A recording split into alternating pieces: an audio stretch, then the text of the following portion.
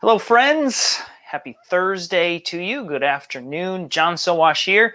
Just decided to take a few minutes to answer some questions, talk about tech for a little bit. Hopefully, provide you with some ideas, tips, and answers some problems that you may have been experiencing as you teach remotely, wherever you are. Every week, I get dozens, hundreds of questions via email, my Facebook page, Instagram, Twitter, lots on YouTube. And so I just collected a few of the questions that I've received this week that I thought others might be experiencing, and we're going to answer them. So I've got about 5 or 6 questions that I'm going to be answering that I've collected. And then if there are questions, feel free to drop them into the comment section, whether you're watching this on Facebook, YouTube, Twitter. If you've got a question about an EdTech tool issue that you're experiencing, leave me a comment and I'll answer a few of those towards the end of this session. Can't guarantee that I'll have an answer to everything, but I'll certainly give it my best shot.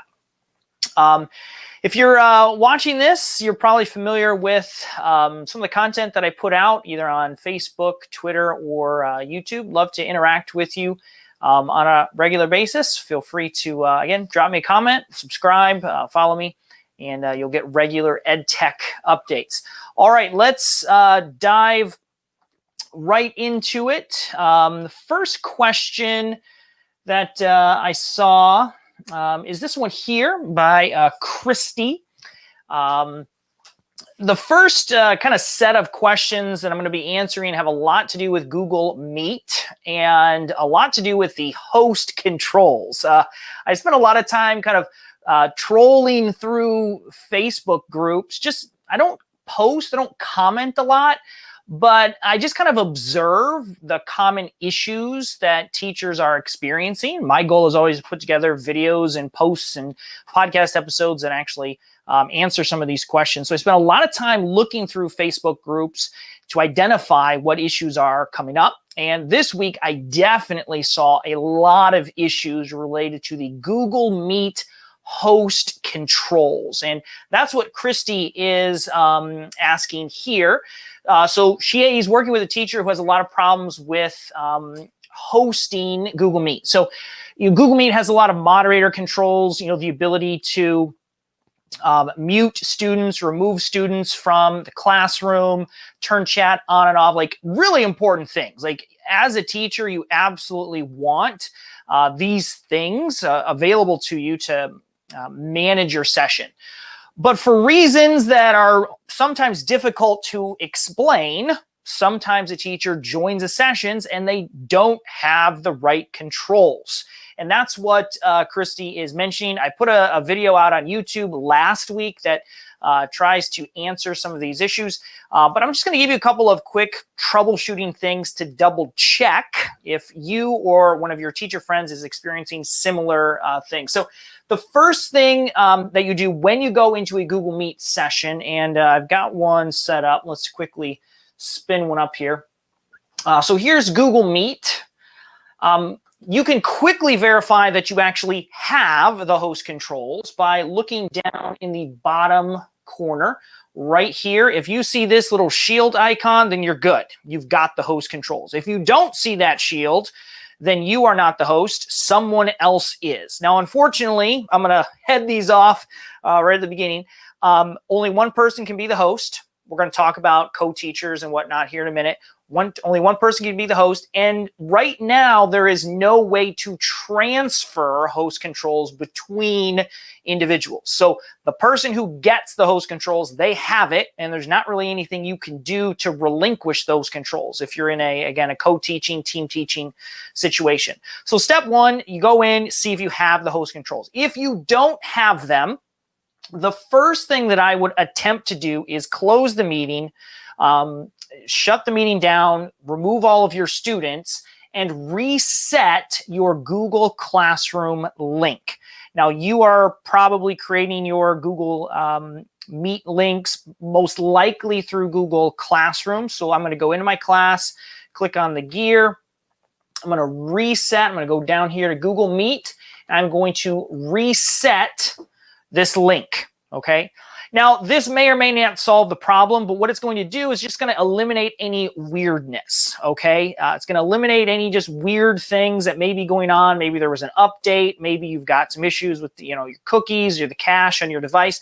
That'll just kind of eliminate any of those potential issues. Reset your link, try again, and see what happens. Now, one important thing to note, the host, the person who is assigned as the host, has to fit 2 criteria. Number 1, you must be a teacher in the class, okay? Secondly, it is the first teacher who clicks the link and joins the session. So again, if you have a special education teacher, a co-teacher, if you team teach, if your school administrator is coming to observe you virtually for the day, if any of them click that Google Meet link before you do, they are going to become the host. And this goes beyond just clicking the link. Like if they click the link and they end up here, so this page right here, this is the waiting room, okay? If someone is in the waiting room before you, they're going to be the host. So they should not even click the link until they're ready, until you are confirmed to be in the session so that you have the host controls. So that's something to check and consider to make sure that, again, you're getting the right things. Now, let's go back to Katie's question. She has already done all of those things. Katie obviously knows, or Kristie knows what she's doing. She checked all those things. She reset the link. They're confirming that she was the first person to log in, and she's still having issues.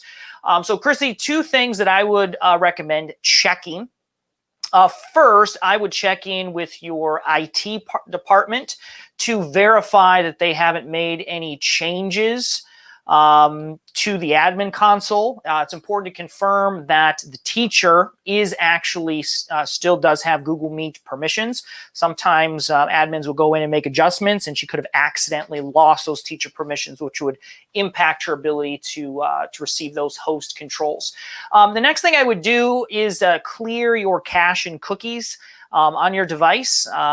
In Chrome, you just go to the Chrome settings and search for cache or browsing history, and you'll see the option to remove those. There may just be some latent things from an old session that might cause issues. So I would do both of those things and then try again to see if those host controls return. That would be my advice. Now, I have another question here from Ashley, and this is a question that I've heard many times. I've worked with quite a few elementary schools and groups of elementary teachers, and a lot of them are team teaching. So perhaps, the 3rd grade team, they put all the 3rd graders together, and one teacher does math, one teacher does, reading, language arts, like they split it up, but they are running concurrent sessions at the same time. Or maybe you have a teacher, 2 teachers who are going to split math, and they're going to do kind of an upper math and a lower math group. And they're wondering, can we use the same Meet link simultaneously? It's a tricky question. In general, the answer is yes, but I wouldn't recommend it. It is definitely possible to run multiple sessions with one link, but it gets super weird and confusing. And I would just eliminate the issue by setting up separate Google Meet links. As you can see here in the question, they're having lots of issues with students getting disconnected. The breakout rooms, they're pushing them back into the wrong main room. Those are some of the issues that can happen if you attempt to use 2 sessions concurrently. So I would not recommend this. If you do have the need to run multiple Google Meet sessions simultaneously, you are going to have to refrain from using the link in the Google Classroom header. Do not use this because you can only set up one. I would just go to meet.google.com, I'm going to create my link here, and then I'm going to post that link. So I'm going to click join, start a meeting. No nickname because I'm going to reuse it. So I'm going to go to meet.google.com. I'm grabbing this link right here. You don't even have to join. And then I'm going to create either an announcement, a material post. You can make it an assignment if you want. So I would create a material post. I might say Math Group 1 for this post, Math Group 1. Then I'm going to add my link to this. Now, if you know who your Math Group 1 students are, you can either even just assign it to that group using the student selector. And so they would be clicking a unique link to get to their class, and then group 2 would click a unique link to get to their class. So that's what I would do if you're elementary or if you need to run multiple groups simultaneously. I'm not talking about breakout rooms. I'm just saying, you have one teacher who's teaching a lesson and then a separate teacher who's teaching a separate lesson. You're going to want to use 2 Google Meet links to avoid any potential confusion and crossover. Got a kind of another unique question from Jessica. This is also posted on my Facebook page. If you're interested, you can follow me on Facebook. It's the Chromebook Classroom is the Facebook page that I run. Jessica is wondering if she can use the same Google Meet link for the entire day. So I'm guessing that Jessica might be teaching in a hybrid situation where she's teaching in person, but then there's a few virtual students who are kind of popping into the class at various times throughout the day. And rather than hassle with, constantly starting and ending sessions, can you just run it for the entire day? Short answer is yes, Jessica, you absolutely can do that. There is no limit to how long a Google Meet session can be, at least not that I've discovered. It's not going to time out. It's not going to kick you out. So you should be able to run it for the entire day. The only downside to doing that, okay, would be the fact that if you only do one session, you're only going to get one attendance report. Like all of the data for that session is going to just be one massive list. So if you're interested in tracking, who is coming and leaving that session, did they come to that first period for math, and then you had lunch, you're not really checking during lunch.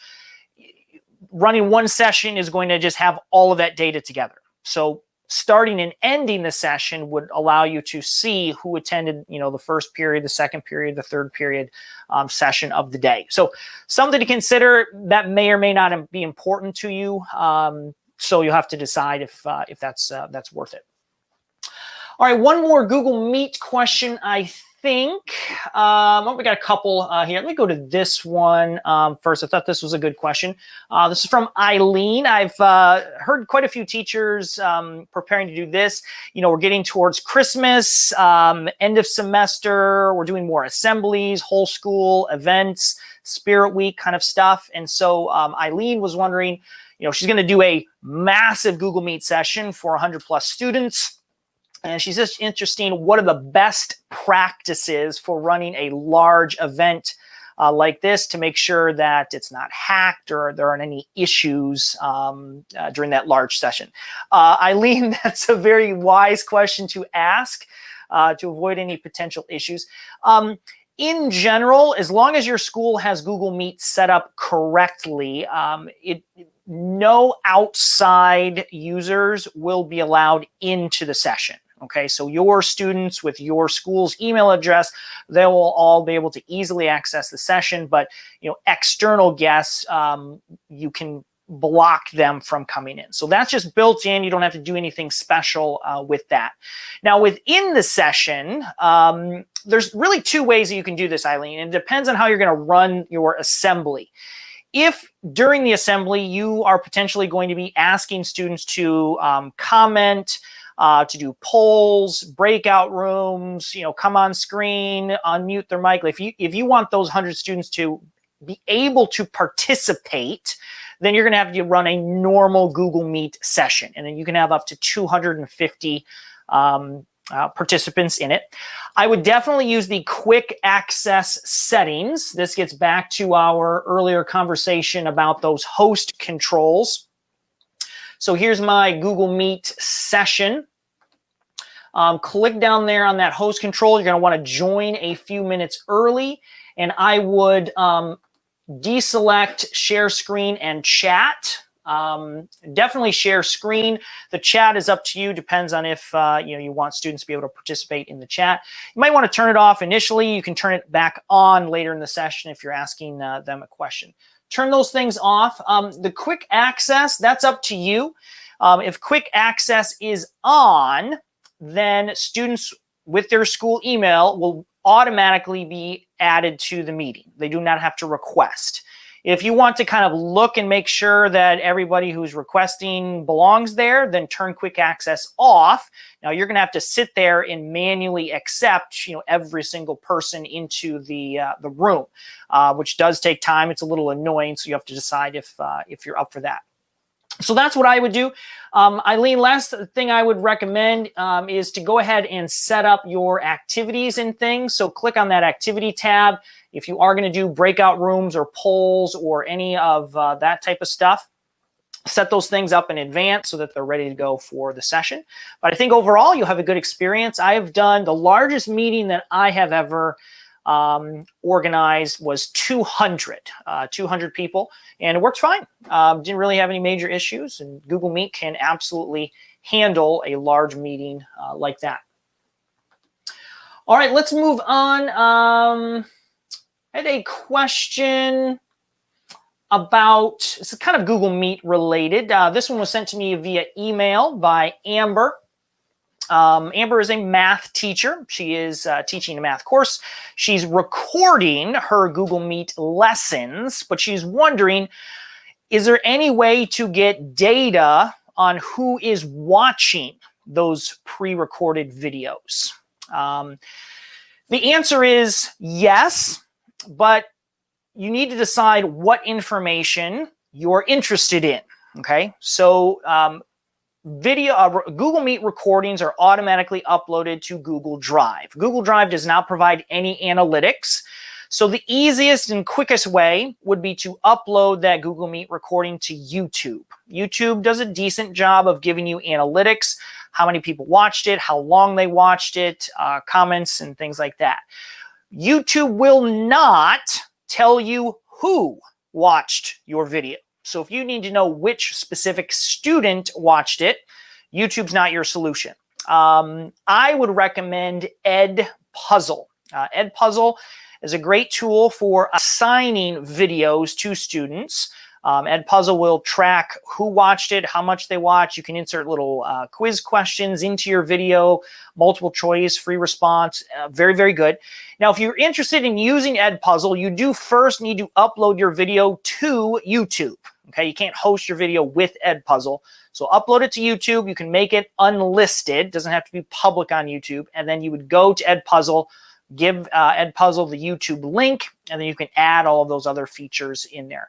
EdPuzzle is a freemium product, so you get some things for free. If you need more detailed analytics, it might be something you'll need to pay for, but absolutely can be done. EdPuzzle is a very, very good product. I would highly recommend it. Cool. Thanks, Amber, for that question.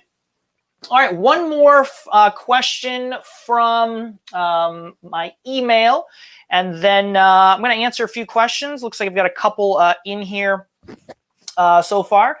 If you have any questions, feel free to drop them in the chat, either on Facebook, YouTube, or Twitter, and I'll throw them up on the screen and do my best to answer them.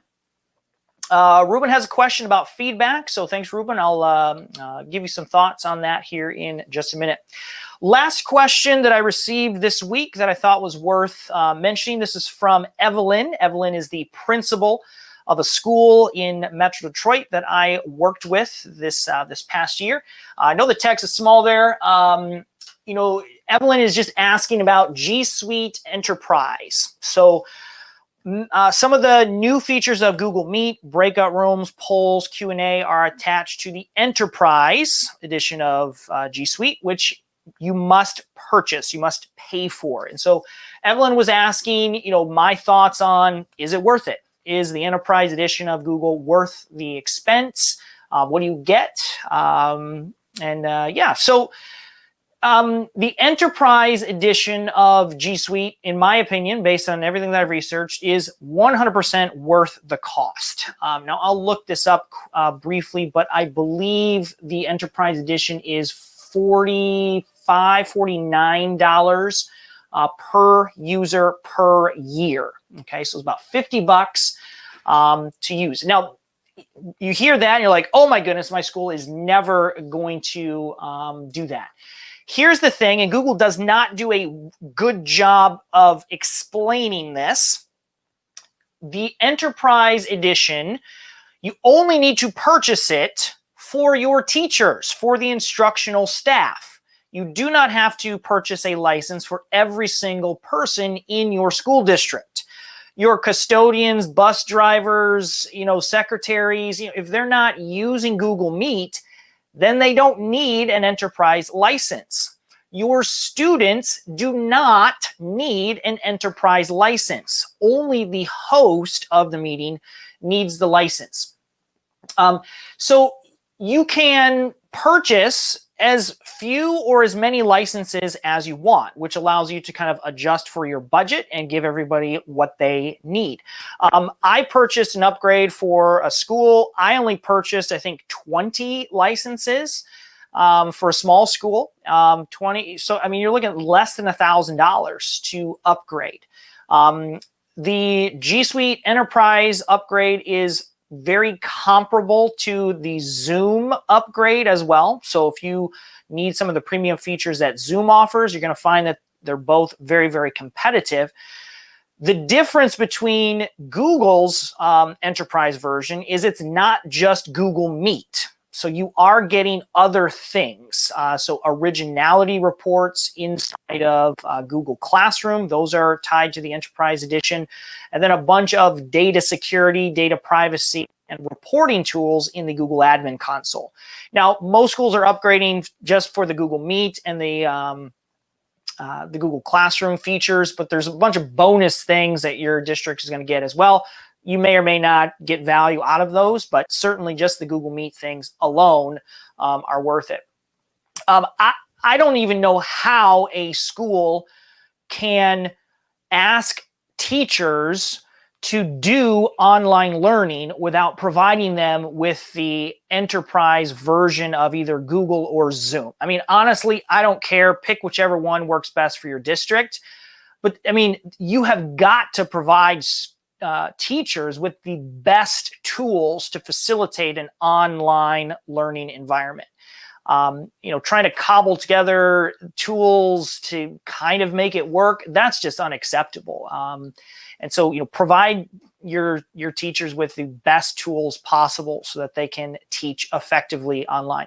I'll link to a whole podcast episode that I put out on the enterprise version of G Suite. Talks about some pricing and all the different features and options that are there. So you can check that out if you are interested. All right, well, those are all the questions that I prepared for sharing with you. If you have an EdTech question, certainly related to today, our theme is kind of Google Meet, but feel free to drop in questions about whatever's on your mind. I've got a couple here, one from Ruben, one from Kim that I'll answer. I've got a couple more minutes before we wrap things up for the day. So drop them on the in the chat, either on Facebook, Twitter, or YouTube, and I'll do my best to answer them. All right, got a good question from Ruben. Ruben joining us from Chile. Ruben, thanks for your comment. Ruben's interested in knowing about tools for feedback for students, feedback tools. So yeah, Ruben, I've got lots of thoughts on this. Google Classroom has wonderful built-in tools for providing actionable feedback to students. So I'm just going to start there, and hopefully you've exhausted and used all of these tools. So, the private comments in Google Classroom, commenting in Google Docs, the markup in Google Docs where you can, show students their changes, rubric scoring in Google Classroom. Like, I would just start there to begin with. even the comment bank inside of Google Classroom, again, helps you provide students with quick feedback, getting that feedback to students as quickly as possible. The faster you get it to them, the more likely they are to actually read it. So 100% utilize those tools. Those are all, again, kind of built in. Now, beyond that, I'm going to give you 2 tools that I've really enjoyed. The first is Mote, M-O-T-E. Mote is a Chrome extension that allows you to give voice comments to students. I'll pull up their website.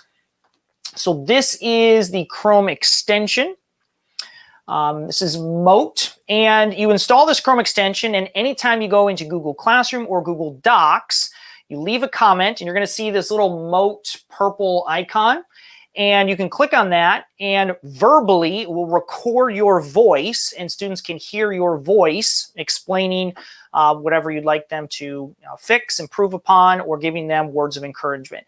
Mote is incredibly important right now because we are separated because of COVID. Being able to hear someone's voice is so incredibly powerful.